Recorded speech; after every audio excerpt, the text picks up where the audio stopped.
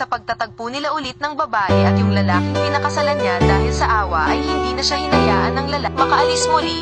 Pinasakay siya kotse nito at dinala sa kanyang tahanan, kaya wala na magawa ang babae sa pagsisimula nila buhay mag-asawa. Bigla naman dumating ang biyenan na babae upang kilalanin siya, kaya agad kumilos si babae at ginawa ang mga gawain ng lalaki. Pagkatapos ay nagluto siya ng makakain sa biyenan niya kahit hindi naman siya marunong magluto. Nang puntahan ng lalaki si babae sa kusina para tanungin kung tapos na ba siya nagluto ay nakita na lang niya takot na takot si babae sa alimango na hulog sa sahig, kaya naawa siya dito nilapitan niya para sabihin siya na lang magluto ng mga pagkain. Nang matapos na niya niluto ay sinabihan niya si babae maghanda ng pagkain para sa biyenan para makakain na ito.